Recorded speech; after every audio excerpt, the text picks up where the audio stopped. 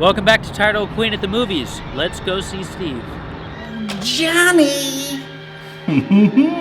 Tired Old Queen at the Movies. Johnny, I wanted to do an Alfred Hitchcock movie. I decided to do Lifeboat, which starred Tallulah Bankhead and was made in 1943. Now, this was based on a screenplay by John Steinbeck about a group of people who were shipwrecked and they're all in a boat. And it was shot on a soundstage. It was 8 feet above the stage floor. And the cast included John Hodiak and William Bendix and Canada Lee and Henry Hull and Mary Anderson. It was a great little ensemble. And Tallulah Bankhead had never really had a really big motion picture hit. She had done movies in the 30s when she came back from England. She had a big following on the stage on Broadway. She was a girl with a lot of chutzpah. You know I'm practically immortal, Rick. And she had gone to England. They told her they didn't need her to go, and then at the last minute she threw the telegram away and she showed up anyway, and they put her in a play out of guilt and she became a huge sensation. She came back to the States, went to Hollywood, and bombed.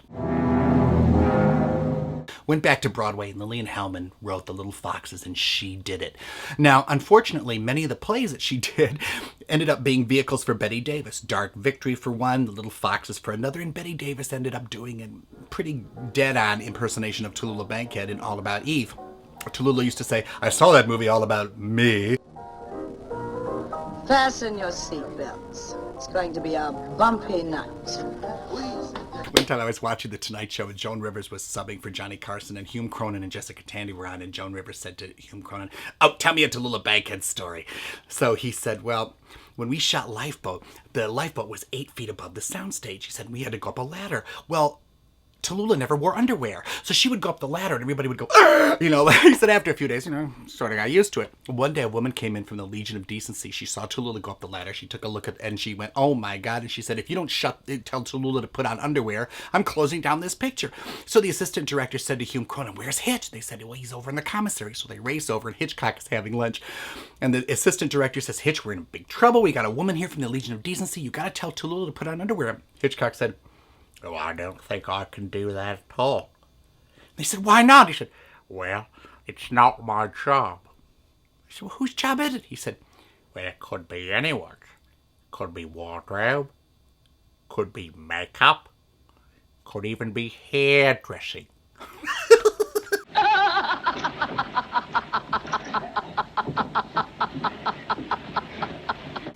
Tallulah never made as good a movie again, unfortunately, and her career petered out as she became sort of a caricature of herself, but she was always famous for her various stories. Don't cry, my pet. It'll last until we're picked up.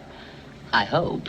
This movie was very, very unpopular in Hollywood because Steinbeck made the only person in the lifeboat who really knew what he was doing the Nazi captain. In fact, Tallulah, in her thinking, thought that because Walter Slezak, who was this brilliant actor, was playing a Nazi, that he really was a Nazi, darling. So she would sit opposite him when he had his close-ups, and she would, spread her legs and make all sorts of gestures, to take focus away from him. And she made life pretty miserable for him. Steinbeck also did a really interesting thing. At one point, there's a huge scene where they all become a raging mob and they attack the Nazi. And the only person who doesn't go crazy and attack the Nazi with a mob head is Canada Lee, the only black man in the lifeboat, and therefore the only sort of person with compassion and intelligence. We still got a motor. Huh? Who? Nah. John Hodiak, who is in this, who played the leading man, he died way too early. He was a really talented actor.